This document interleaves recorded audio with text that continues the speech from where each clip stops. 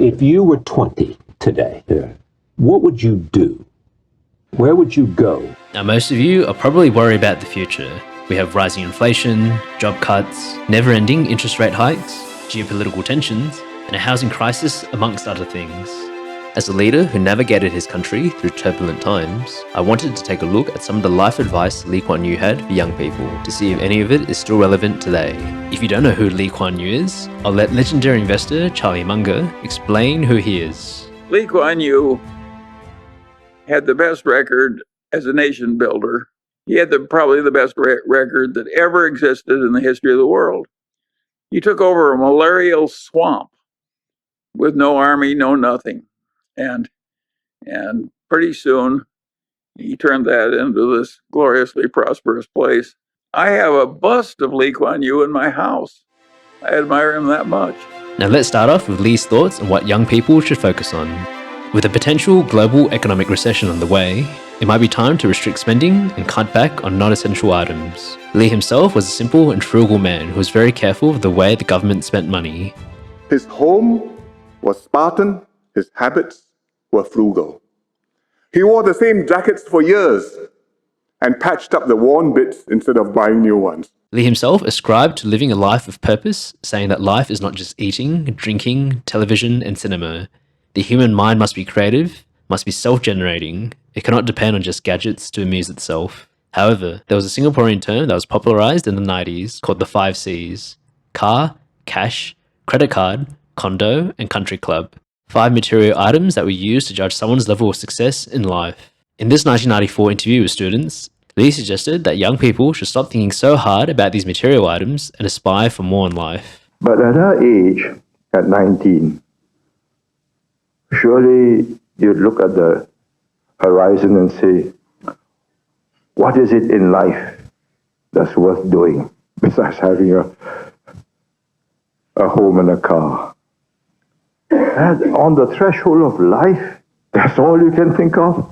Indeed, with quiet quitting and tongue ping all the rage nowadays, it looks like people are now less focused on materialism.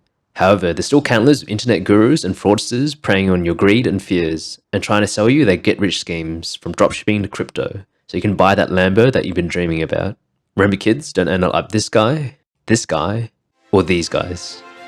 But if it's not material success, what should you do with your life? First of all, lower your expectations about that university degree you have.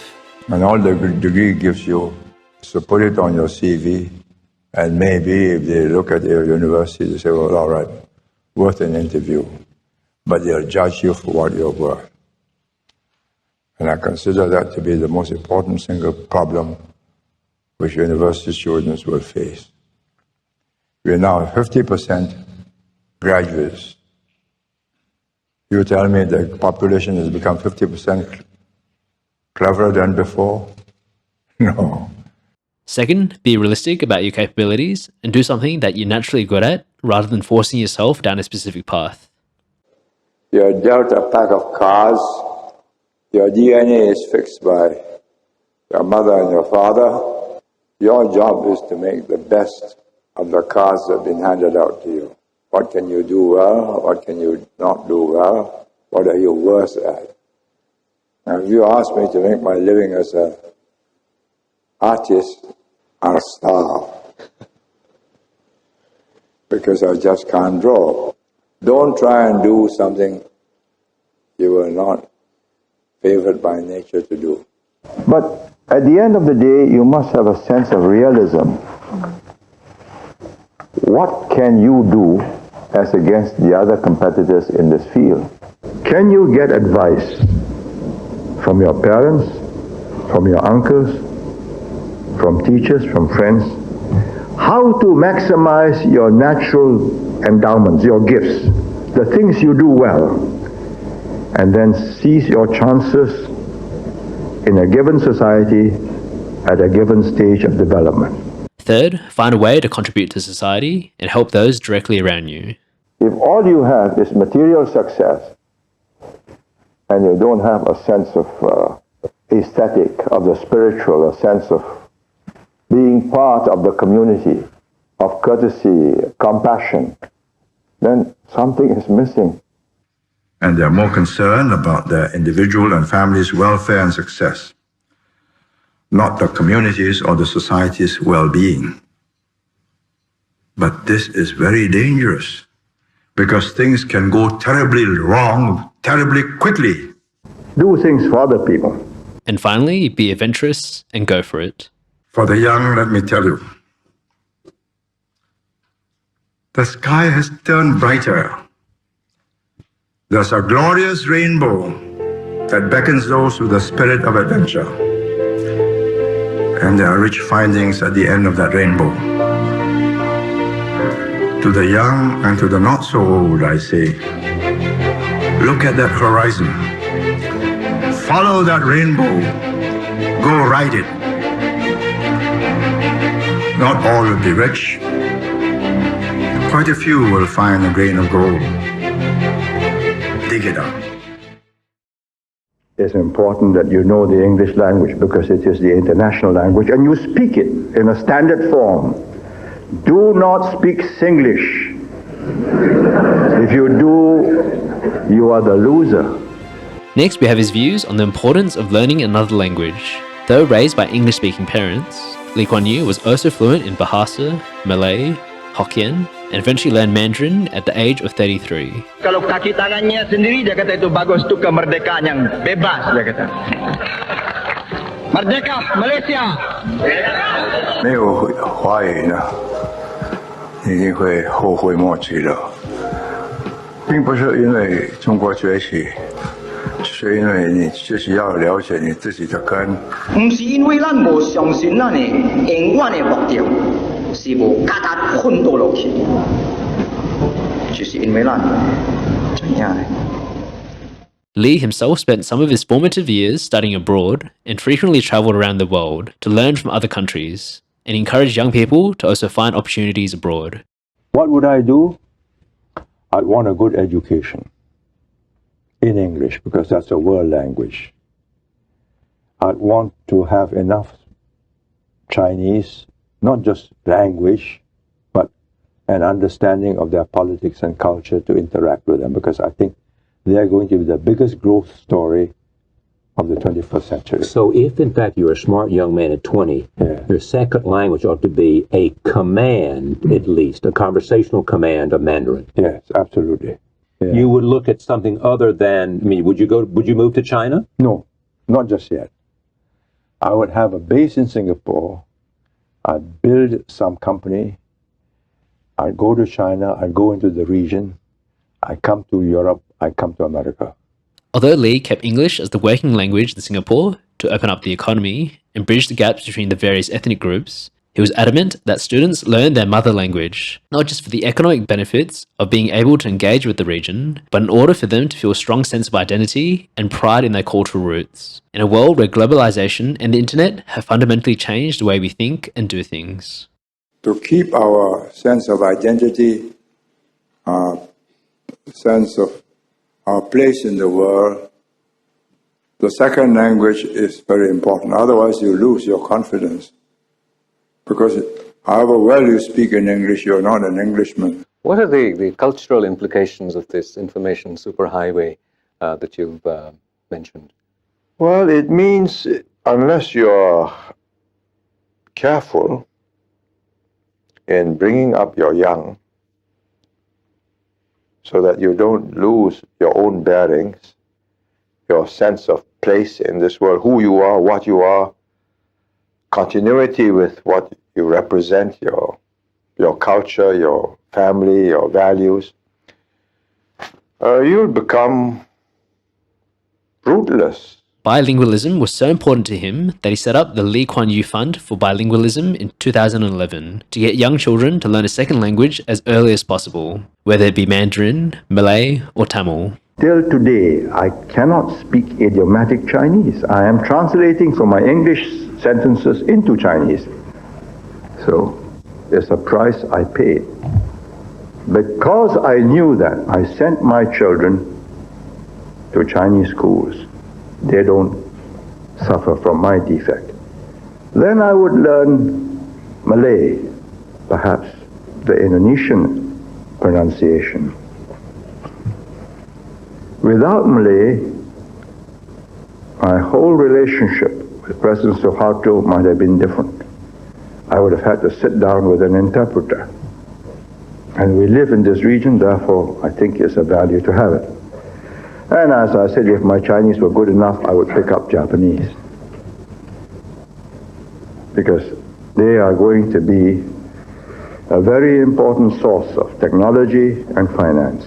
Notably, on that last point on Japan, he actually changed his mind later in life and encouraged young bilingual Japanese to move out of Japan due to its stagnant economic growth. If you study the figures in Japan, you will find that they refuse to take any migrants because they want to keep Japan pure for the Japanese.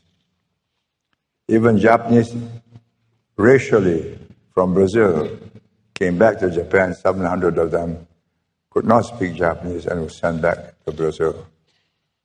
The net result is a Japan which is stagnant, and a Japan that, despite several stimulus packages, is still in the doldrums.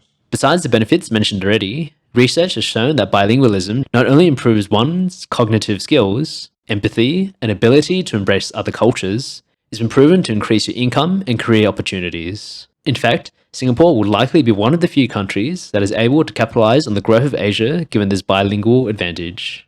The whole of East Asia is opening up. This is one enormous big world which is going to be integrated. There are enormous opportunities. And if I were a young man, I would seize them. Because there are so many opportunities to do well in life. And that's the problem for Singapore. Ample choice. Next, we have his thoughts on relationships and love. Lee in the 90s started to worry about the country's declining birth rate and tried to encourage Singaporeans to have more children, saying that it'll be more satisfying than any educational achievement. Are you married? No. You are doing a PhD? Well, when will you finish your PhD? In another 2 years. So you'll be 29. Have you got a boyfriend?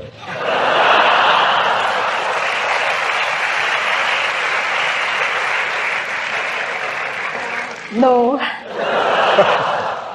My advice is, please don't waste time.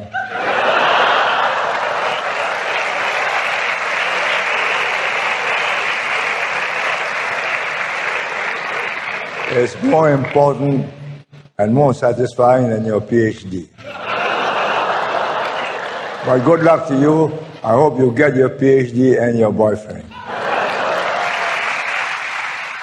This was a big reversal of policy from the late 60s, where the government encouraged Singaporeans to stop at 2 children. Lee was surprised at the pace which people were deciding to not have kids or to get married, and wasn't sure how to solve it, saying that all developed countries face the same issue. The fertility rate goes to 1 because the cost is too high.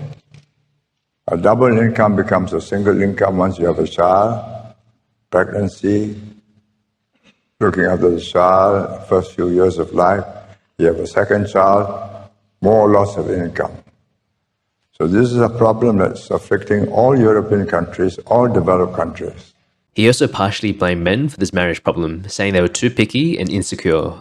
That the Singaporean male is a duffer and a fool. He's the product of an outmoded set of values which makes him want to marry or have a wife who is seen to be his subordinate, or at least does not challenge him. And some mothers encourage that because they are a bit nervous dealing with well-educated daughter-in-laws. I never suffered from that complex. In fact, very fortunately for me, I went out of my way to look for one who is smarter than me. Can't go wrong. Either way, if it's like me, well, I can't help it. But if it's like her, then it's better than me. I win, heads double up. Although Lee often kept his family life away from the public, he did have some moments where he opened up when asked about his opinions on parenting, relationships, and love. Around about 28 or 30, I would want to get married. Now, there are two ways of looking at marriage. The present generation is affected by Western myth, love, marriage, divorce. My father and mother married each other because their two parents got together and decided they were a good match. So you either have the Western view, you marry the woman you love, or the Eastern view, you love the woman you marry.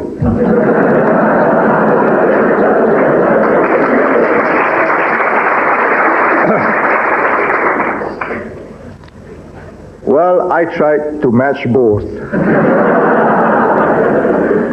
And I think it wasn't a bad choice. Another question that came in was whether you believe in love and love at first sight. I don't believe in love at first sight. I think it's a grave mistake. You're attracted by physical characteristics and you'll regret it. I married a woman whom I knew for a long time. I had no interest in her when she was a student at Raffles College with me because I was too young and preoccupied with my work. But she told me later that she was interested in me. So, and there she was, and I said, oh, there was time on my hands. I was cycling, so I said, oh, she's a nice girl. So we became friends. And it gradually developed, and I carefully considered the problem. And I think I made the right choice. And with every passing year, we adjusted to each other until now. Even our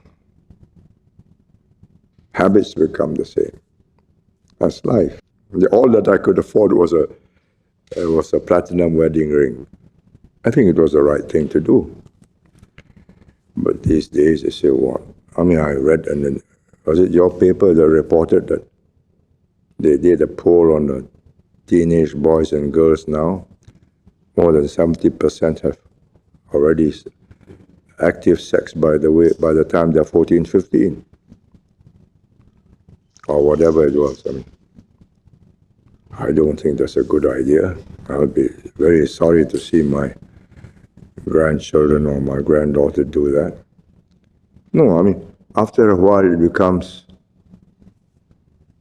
just a physical commodity, that's all. It doesn't make sense to me.